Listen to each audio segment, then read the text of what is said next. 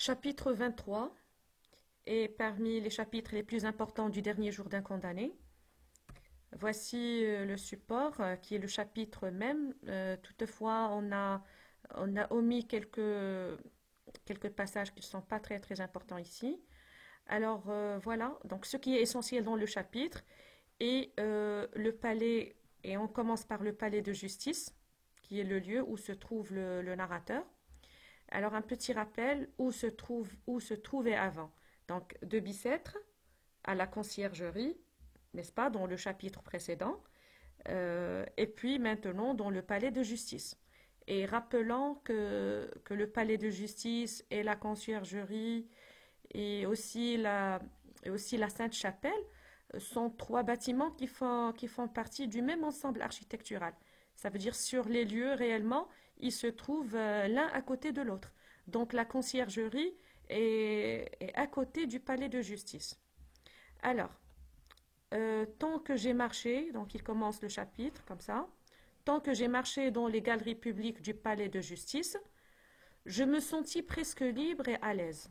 Mais toute ma résolution m'a abandonnée quand on a ouvert devant moi des portes basses, des escaliers secrets, des couloirs intérieurs, de longs corridors. Donc regardez comment il décrit le palais de justice, étouffé et sourd. Ce qui est écrit en rouge sont des figures de style. C'est une énumération, comme vous voyez, c'est une énumération des adjectifs décrivant le palais de justice. Donc de longs corridors étouffés et sourds où il n'entre que ceux qui condamnent ou ceux qui sont condamnés. Donc deux autres figures de style. Ceux qui condamnent, c'est une périphrase qui veut dire les juges. Ceux qui sont condamnés, c'est une autre périphrase qui veut dire les criminels. L'huissier m'accompagnait toujours. Donc l'huissier, c'est un officier chargé de signifier les actes judiciaires. Donc c'est un officier qui travaille dans les tribunaux. Le prêtre m'avait quitté pour revenir dans 2 heures. Il avait ses affaires. On m'a conduit au cabinet du directeur, le directeur du palais de justice, entre les mains duquel l'huissier m'a remis. C'était un échange. Le directeur l'a prié d'attendre un instant, lui annonçant qu'il allait avoir du gibier à lui remettre. Donc regardez le mot gibier, c'est sûr que le directeur ne va pas lui donner un animal. Bon, le gibier, c'est un animal pris à la chasse.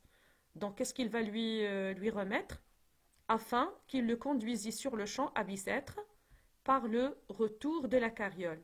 Sans doute le condamné d'aujourd'hui. Donc le condamné aujourd'hui, c'est le gibier dont parlait le directeur tout à l'heure. Donc c'est une métaphore, d'accord? C'est une métaphore pour dire le condamné d'aujourd'hui. Alors maintenant, on peut comprendre de quel échange s'agit-il ici.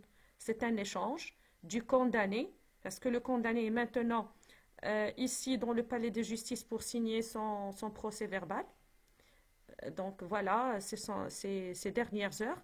Et puis, ils vont prendre le deuxième condamné, le condamné numéro 2, qui est ce gibier, d'accord, dont parle le directeur, celui qui doit coucher ce soir sur la botte de paille que je n'ai pas eu le temps d'user. C'est bon, a dit l'huissier au directeur. Je vais attendre un moment. Nous ferons les deux procès-verbaux à la fois. Donc le procès-verbal du condamné numéro 1 pour le laisser à Bicêtre, pour le laisser, pardon, dans le palais de justice, et le deuxième procès-verbal du condamné numéro 2 pour le conduire à Bicêtre et pour qu'il passe la même procédure, les 6 semaines à Bicêtre. Cela s'arrange bien. En attendant, on m'a déposé dans un petit cabinet attenant à celui du directeur. Donc c'est une autre cellule, d'accord, ici dans le palais de justice. Là, on m'a laissé seul, bien verrouillé. Je ne sais à quoi je pensais, ni depuis combien de temps j'étais là, quand un brusque et violent éclat de rire à mon oreille m'a réveillé de ma rêverie. J'ai levé les yeux en tressaillant. Je n'étais plus seul dans la cellule. Un homme s'y trouvait avec moi. Un homme d'environ 55 ans, de moyenne taille, donc c'est une description de cet homme. Il est ridé, plein de rides, voûté, d'accord, un petit peu courbé, grisonnant, ça veut dire des cheveux gris, un membre trapu, avec un regard louche dans des yeux gris, un rire amer sur le visage. Donc vous voyez, c'est une énumération aussi. Ridé, voûté, grisonnant, un regard louche, un rire amer sur le visage sale, engueunis, demi-nu, repoussant à voir. Donc bref, c'est la description de cet homme qui se trouve avec le condamné dans sa cellule. Il paraît que la porte s'était ouverte, l'avait vomi. Là aussi, c'est une autre figure de style qui est la personnification, puisque la porte ne peut pas vomir. Hein? Donc c'est une comparaison implicite à une personne. Donc l'avait vomi, puis s'était refermé sans que je m'en fusse aperçu. Si la mort pouvait venir ainsi. Donc ça se voit clairement comment il s'exprime. Il compare aussi d'une manière indirecte cet homme qui se trouve avec lui dans la cellule à, euh, à la mort. Et c'est une expression exagérée qui est l'hyperbole. Donc là, c'est une hyperbole. Nous nous sommes regardés quelques secondes fixement, l'homme et moi, lui prolongeant son rire qui ressemblait à un râle. Donc là, c'est une comparaison puisqu'on a le verbe ressembler, l'outil qui est bien clair. Son rire qui ressemblait à un râle, moi, demi-étonné, demi-effrayé. Donc voici le dialogue entre les deux hommes. Qui êtes-vous lui ai-je dit enfin. Drôle de demande, a-t-il répondu. Un frioche. Un frioche? Qu'est-ce que cela veut dire? Cette question a redoublé sa gaieté. Cela veut dire, s'est-il écrié au milieu d'un éclat de rire, que le tôle jouera au panier avec ma Sorbonne dans 6 semaines, comme il va faire avec ta tronche dans 6 heures. Ah, il paraît que tu comprends maintenant.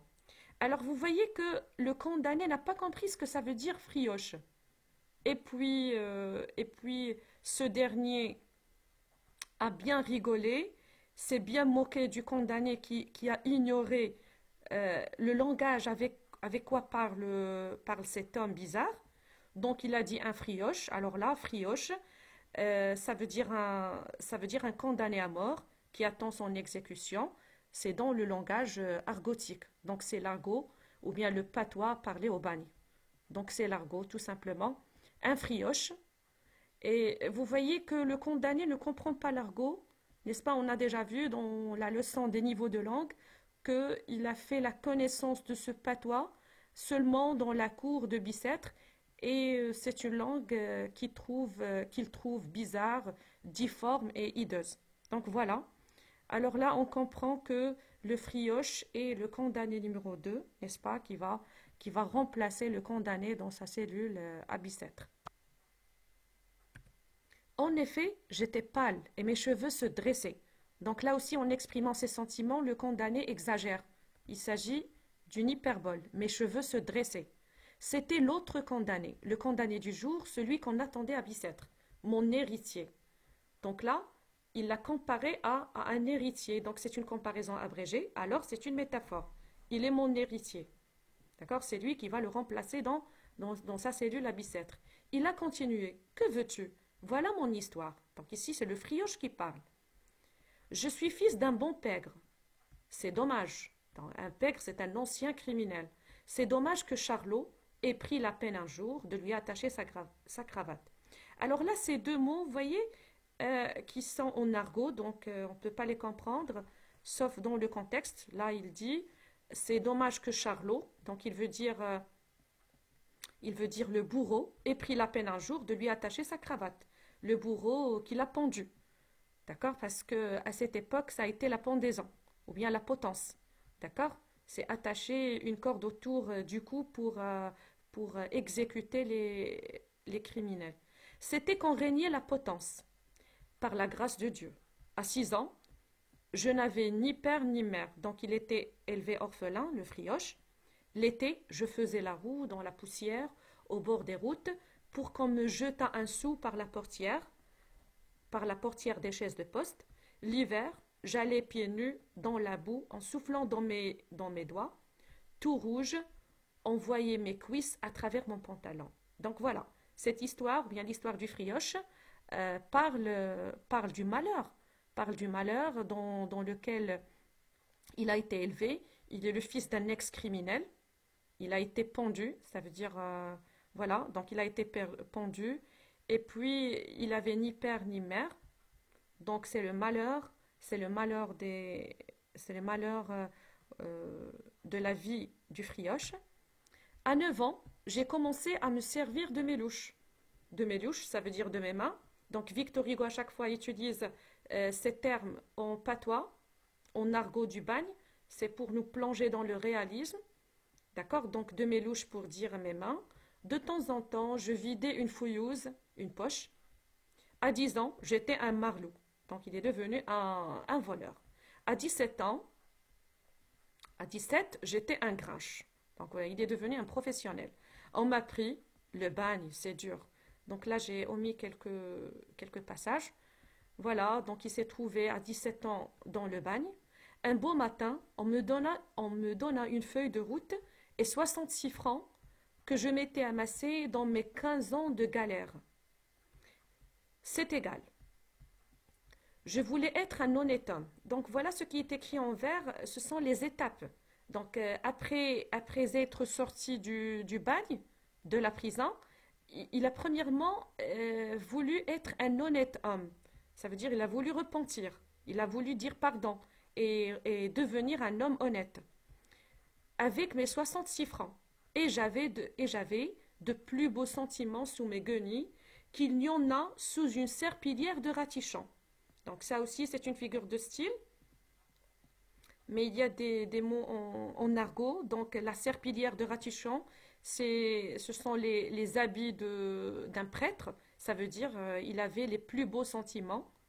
Donc là, il s'agit d'une comparaison. Il compare ses sentiments aux sentiments les plus nobles normalement d'un prêtre. Mais que les diables soient avec le passeport. Il était jeune. Donc les passeports, c'est une carte d'identité. Là où elle était jaune, c'est pour marquer les anciens criminels.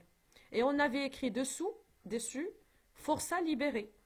Donc malheureusement, le passeport jaune, normalement, ça fait honte au forçat libéré. Ça rappelle à chaque fois qu'il a été un ex-criminel. Il fallait montrer cela partout où je passais. La belle recommandation. Voilà. Donc, la belle recommandation, c'est une figure de style. Alors, c'est une figure de style, c'est une phrase où on se moque. Alors là, c'est une antiphrase. La belle recommandation, parce qu'il se moque de ce système. Il critique le système judiciaire qu'il impose un passeport jaune pour les forçats. Donc là, ça ne leur donne pas une occasion de vraiment d'effacer le passé. Un galérien, je faisais peur. Et l'on fermait les portes. Personne ne voulait me donner d'ouvrage. Ça veut dire personne ne veut le faire travailler, lui donner un travail, ou bien être en contact avec lui. C'est un forçat libéré. Il fait peur. Je mangeais mes 66 francs. Et puis, il fallut vivre. Je montrais mes bras bons au travail. Donc, on a dit, ce sont des étapes. Il veut repentir, il veut dire pardon, il veut redevenir honnête homme. On ferma les portes. Voilà. J'offris ma journée pour 15 sous, pour 6 sous, pour 5 sous. Donc là, je n'ai pas marqué. Normalement, c'est une autre figure de style. Pour 15 sous, pour 10 sous, pour 5 sous. Donc là, c'est une anaphore. Pour et pour, vous voyez. Le mot qui se répète pour 10 sous, pour 5 sous. Donc, et puis, c'est une gradation descendante. Point. Que faire? Un jour, j'avais faim. Je donnais un coup de coude dans le carreau d'un boulanger, j'empoignai un pain et le boulanger m'empoigna. Vous voyez que c'est une autre figure de style qui met deux situations en parallèle. C'est le parallélisme. J'empoignai un pain et le boulanger m'empoigna. Je ne mangeais pas le pain et j'eus les galères à perpétuité. Alors là, c'est une autre phrase qu'il faut... c'est une autre phrase qui est très très importante ici dans ce contexte. Je ne mangeais pas le pain et j'eus les galères à perpétuité. Ça veut dire il a eu les galères à perpétuité pour un morceau de pain, parce qu'il avait faim et parce que personne n'a voulu l'aider. Donc là, si on veut réfléchir, un petit peu sur la tonalité de cette phrase. Alors, qu'est-ce qu'on peut dire normalement ici? On peut dire que la tonalité de cette phrase est satirique, puisqu'il critique le système judiciaire, il critique la justice qui donne, qui n'aide pas les gens à repentir, à redevenir honnêtes. Donc, avec, euh, avec un ton ironique, donc voilà, avec 3 lettres de feu sur l'épaule. Je te montrerai si tu veux. Donc là, il parle au condamné. On appelle cette justice-là la récidive.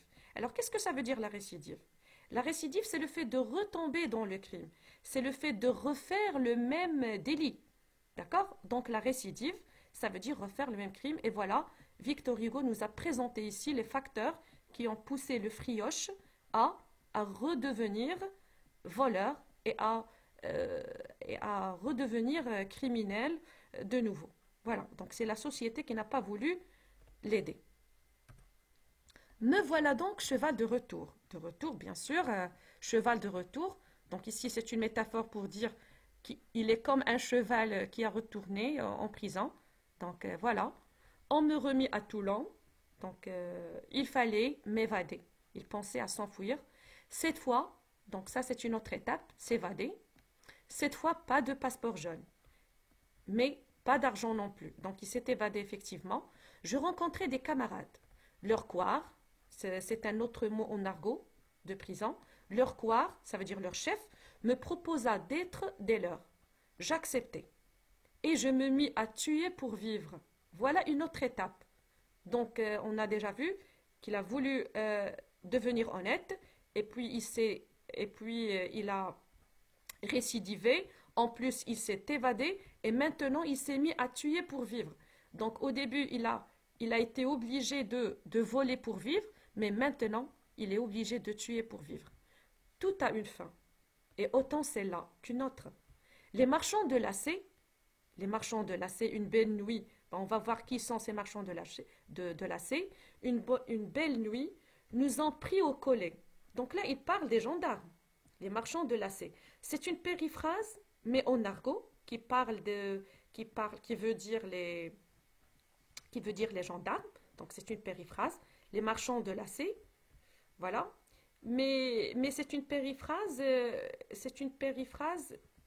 où il y a aussi une métaphore, parce qu'il a comparé indirectement à des marchands de lacets. Une belle nuit, nous ont pris au collet. Mes fandelles, ça veut dire mes camarades, se sont sauvés, mais moi, le plus vieux, je suis resté sous la griffe de ces chats à chapeau galonné. Donc là, c'est une phrase qui comporte 2 figures de style en même temps, parce qu'il a comparé les gendarmes à des chats. Pour lui, ce sont des chats. Donc là, c'est une métaphore. Mais lorsqu'il dit ces chats à chapeau galonné, c'est une périphrase qui veut dire aussi les gendarmes. Je n'avais plus qu'à passer par le faucheur. Ça veut dire celui qui coupe les têtes. Ça veut dire il va être guillotiné. Là, voilà. C'est la raison pour laquelle il se trouve ici. Ici, avec le condamné, il va passer à Bicêtre. Il a encore fait un pas pour m'approcher de moi. Donc maintenant, c'est le narrateur qui parle. D'accord? C'est le narrateur, c'est le condamné numéro 1. Monsieur, lui ai-je répondu en le repoussant. Donc là, c'est le condamné. Je vous remercie. Vous voyez comment parle le condamné. Donc là, il parle d'un langage qui est soutenu. Par contre, au frioche, qui parle un langage argotique, un patois. Nouveau éclat de rire à ma réponse. Vous voyez que le frioche s'éclate de rire en entendant le condamné lui dire monsieur, d'accord, en parlant gentiment, en parlant un langage recherché comme ça. Ah, monsieur, vous ayez un marquis. C'est un marquis. Je l'ai interrompu. Mon ami, j'ai besoin de me recueillir. Laissez-moi. Tenez, m'a-t-il dit, donc le frioche. Presque timidement, vous êtes un marquis, c'est fort bien, mais vous avez là une belle redingote qui ne vous servira plus à grand-chose. le tôle la prendra. Ça veut dire là une veste. Il lui demande la veste parce que pour le condamné, il lui reste seulement 6 heures pour être exécuté. Pour être exécuté. Et le frioche lui reste 6 semaines. Donc le frioche demande la redingote qui est la veste. D'accord? Qui est la veste. Donnez-la moi. Là, le condamné va donner sa redingote, ça se prononce redingote, qui est la veste. Alors, il va le donner sous la contrainte. Il a été contraint à donner, il a été un petit peu perturbé à donner sa redingote à l'eurofrioche. Donnez-la moi, je la vendrai pour avoir du tabac. Alors, j'ai été m'appuyer contre le mur. Donc ici, c'est le condamné qui parle et ne saurait dire quel effet me faisait cet homme. Il s'était mis à examiner la redingote que je lui avais donnée et poussait à chaque instant des cris de joie. Les poches sont toutes neuves. Donc le frioche dit, les poches sont toutes neuves. Le collet n'est pas usé. J'en aurai au moins 15 francs. Quel bonheur, du tabac pour mes 6 semaines. Donc vous voyez comment pense le frioche. Voilà, donc il est content pour avoir du tabac pour ces 6 semaines qu'il va passer à Bicêtre à la place du condamné. Donc voilà, voilà le chapitre qui nous parle de cette rencontre entre le dialogue et le frioche. À travers leur dialogue, on découvre la vie malheureuse du frioche. Voilà, donc on va passer aux axes de lecture. Le premier axe que vous trouvez sur le document que je vous ai envoyé. Donc le premier axe qui est le réalisme du passage. Donc le condamné se trouvait au palais de justice. Vous voyez, ce premier point situe le passage. Il situe le passage. Le condamné se trouvait au palais de justice car il doit être échangé contre un autre prisonnier qui est le frioche. De ce lieu se dégageait une impression d'enfermement. Vous avez vu quand ça nous rappelle la description qu'on a lue dans le passage. Une impression d'enfermement et d'angoisse. Les portes basses, les escaliers secrets, etc. Le condamné est alors excédé et outrepassé. Ça veut dire au-delà de ses limites. Donc en cite, c'est une citation du passage, toute ma résolution m'a abandonné. Voilà. Donc le troisième point du portrait fait par le narrateur de ce frioche. Sale, repoussant à voir, on comprend que le condamné éprouvait un certain dégoût vis-à-vis de cet homme. L'auteur a choisi aussi de faire parler le frioche en argot pour mettre le lecteur devant le réalisme de la scène, puisque c'est la langue des prisons et des prisonniers. Je pense que c'est clair. Ces points nous expliquent ce qu'on a déjà expliqué dans le passage. Voilà. Alors le deuxième point, c'est les contrastes sociaux du 19e siècle. Alors, les deux personnages ne se comprenaient pas. On a déjà vu ça dans le dialogue. Ne se comprenaient pas parce qu'ils appartenaient à des milieux différents. Ça se voit clairement que le frioche a été élevé dans la pauvreté et l'ignorance, parce qu'il était orphelin et fils d'un ex-criminel, alors que notre condamné, d'accord, est un bien élevé, est un bien né. C'est quelqu'un qui est instruit, n'est-ce pas? Donc une grande différence entre les deux. Ça montre le contraste social entre les deux personnages. Le narrateur ignorait l'argot. Chose qui amusait le frioche. Il sait. Le frioche sait. Alors il semble dominer bien le condamné. D'accord? Et ça explique pourquoi il l'a contraint à la fin du chapitre de lui prendre la veste. Le condamné a découvert l'argot au préau de Bicêtre. Ce patois du bagne, ces mots bizarres, hideux, sales et difformes, lui causent un sentiment de malaise et de dépaysement social. Il se sent dépaysé. Il ne se sent pas dans son assiette. Ça veut dire, ici Victor Hugo veut nous dire que la place du condamné n'est pas avec les criminels. C'est un bien élevé et c'est un instruit. À travers le frioche, un troisième point, à travers le frioche, on apprend que les bagnards, ça veut dire les prisonniers, avaient des conditions de vie extrêmement pénibles. Donc à travers extrêmement pénibles. On a déjà senti ça d'après l'histoire du frioche. Il représentait le bas-fond de la société. Le bas-fond de la société, les plus pauvres, n'est-ce pas? Les gens les méprisaient. En effet, les anciens prisonniers avaient du mal à se réintégrer et redevenaient par conséquent malhonnêtes. C'est la récidive qu'on a vue dans le chapitre. C'est la récidive. Donc c'est la société qui les pousse à récidiver. Quelle est la visée du chapitre? La visée de ce récit est persuasive, argumentative, ça veut dire. Alors, même si le passage, même si la typologie du passage est narrative et descriptive, la visée reste toujours argumentative. Hugo y montre que la prison rend méprisables les misérables. Ça veut dire elle avilit. Ça veut dire elle aggrave. Elle avilit, ça veut dire elle aggrave la situation de ces prisonniers. Elle dégrade leur situation. D'accord? De plus, elle n'apporte pas de solution car la répression ne donne pas l'éducation. Donc la visée du chapitre veut nous faire réfléchir sur les conditions où vit le Frioche et où vivent la plupart, ou bien presque tous les prisonniers, et que la prison ne corrige pas, mais au contraire, elle avilit. Et très bonne lecture.